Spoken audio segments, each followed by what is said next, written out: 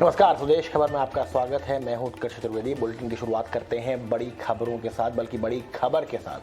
महंगाई का जोरदार झटका सीधा ब्याज दरों पे पड़ा है। आरबीआई ने अचानक रेपो रेट 40 बेसिस पॉइंट यानी कि 0.4% बढ़ाकर सबको चौंका दिया। आरबीआई की एमपीसी ने इमरजेंसी मीटिंग करके सर्वसहमति से रेपो रेट में 40 बेसिस पॉइंट का इजाफा कर दिया।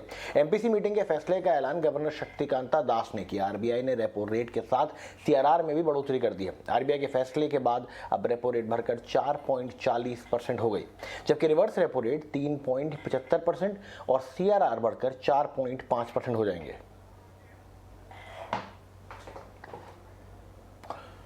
ब्याज दरों में बदलाव का ऐलान करते वक्त आरबीआई के गवर्नर शक्तिकांता दास ने दुनिया भर में बढ़ रही महंगाई पर चिंता जताई। शक्तिकांता दास ने कहा कि ग्लोबल स्तर पर बढ़ रही महंगाई एक बड़ी चुनौती के तौर पर उभर रही है।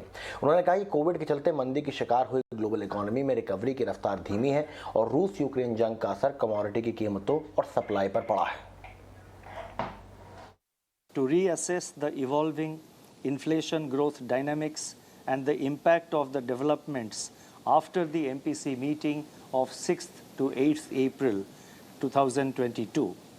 Based on this assessment of the macroeconomic situation and the outlook, the Monetary Policy Committee voted unanimously to increase the policy repo rate by 40 basis points, by 40 basis points to 4.40% with immediate effect.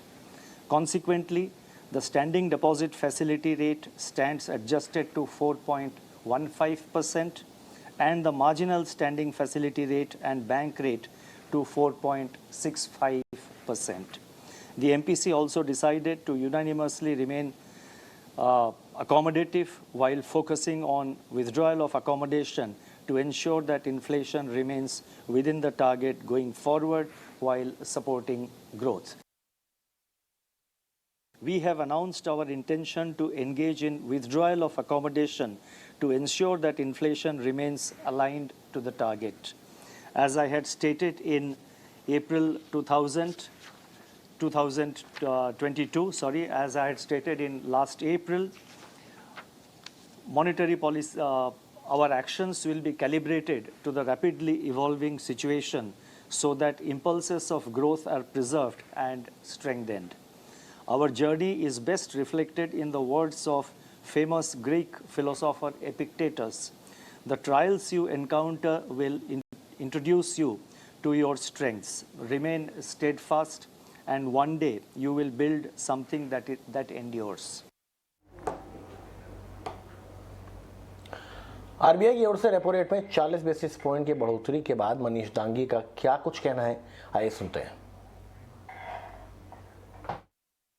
चारों तरफ के जो central banks हैं, major central banks हैं, वो inflation या किसी और कंसिडरेशन की वजह से अपनी रेट्स को नॉर्मलाइज या टाइटन करते हैं, यानी कि इंटरेस्ट रेट्स को बढ़ाते हैं, तो आप बहुत देर तक इस चीज को ये नहीं मान सकते कि हमारे देश में कुछ यूनिक होगा और हम अपनी इंटरेस्ट रेट्स को नहीं बढ़ाएंगे। तो इवेंचुअली ये होना ही था।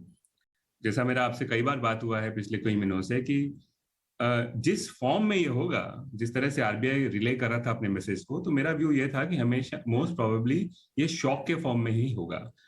और तो अब ऑफ कोर्स होना तो था ही है, लेकिन क्योंकि वो शॉक के फॉर्म में हुआ है, ओके, तो उसकी वजह से उसका एक एक्स्ट्रा ऑर्डिनरी इफेक्ट पहले ऑर्डर में मार्केट्स पे आता है, बट इकोनॉमी पे भी आता है।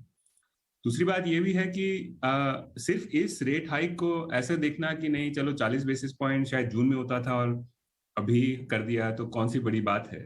एक्चुअली पर्सपेक्टिव वजह ये रखना पड़ेगा कि अगले 2 सालों में अब हमको यहाँ से 300 basis point interest rate hike करना है, जो मार्केट एक्सपेक्ट कर रहा है। अगर स्वैप मार्केट्स को देखें तो आप अपने रेपो रेट को, फंडिंग रेट को 7.5 पे लेके जाएंगे।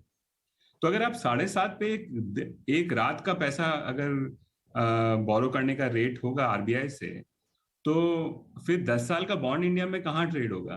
तो वही मैं आप लोगों को कुछ महीनों से बता रहा हूँ कि शायद 8 के आसपास में 2022 में हम लोग देख पाएंगे। तो एक आम इन्वेस्टर को ये सोचना पड़ेगा कि अगर 10 साल का बॉन्ड ही 8% होने वाला है, तो वो लॉन्ग टर्म फिक्स डिपॉजिट में अपने पैसे को ब्लॉक करे, इक्विटी में अपने पैसे को ब्लॉक करे या कैश में रखे।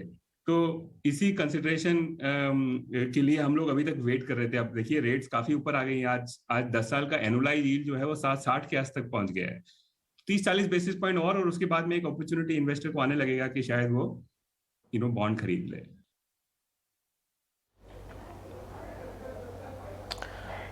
और आरबीआई के फैसले पर विस्तार से जानकारी के लिए चलते हैं ET Now स्वदेश संवाददाता अंकुर मिश्रा के पास। अंकुर, क्या क्या हुआ है और आम आदमी की नज़र से देखें तो कितना फर्क पड़ेगा इस सब का?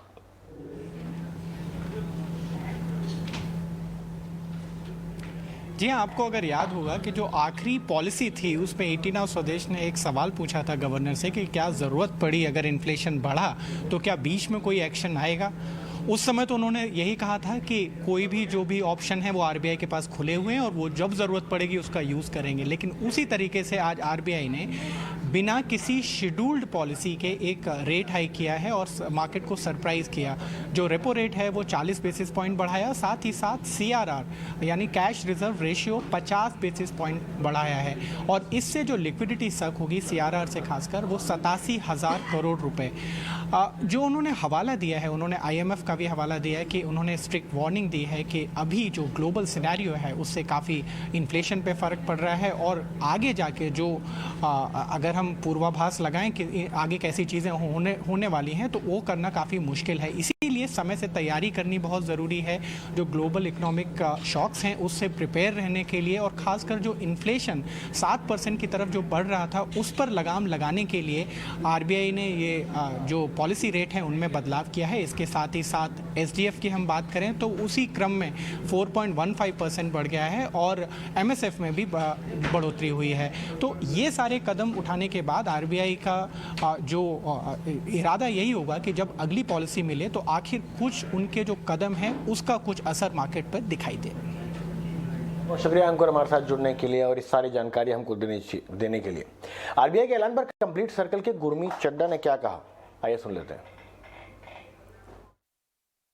ऑब्वियसली थोड़ा सा सरप्राइज मूव है, बहुत टाइमिंग। और अगर आप क्वांटम ऑफ हाइक देखें तो क्योंकि खाली रेपो रेट हाइक नहीं किया है, आरबीआई ने CRR भी बढ़ाया है जो इफेक्टिवली करीबन 87-88 हज़ार करोड़ की जो लिक्विडिटी है वो सकआउट करेगा।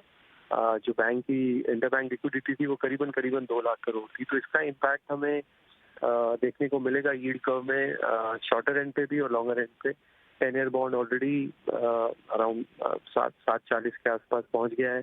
आप EMI पे इम्पैक्ट पड़ेगा क्योंकि काफ़ी सारी EMI जो है वो फ्लोटिंग रेट होती है, चाहे वो होम लोन है चाहे वो बाकी है। तो इसका इम्पैक्ट थोड़ा सा पड़ेगा। तो जो बैंक थोड़ा सा बल्क डिपॉजिट्स पे डिपेंडेंट हैं, जो थोड़े इंटरेस्ट रेट सेंसिटिव सेक्टर्स हैं, वहाँ पे आपको थोड़ा सा इम्पैक्ट देखने को मिलेगा। और थोड़ा सा मार्केट का भी रिएक्शन जो है हमें देखने को मिला है। मार्केट में फॉल आया है आरबीआई की पॉलिसी का।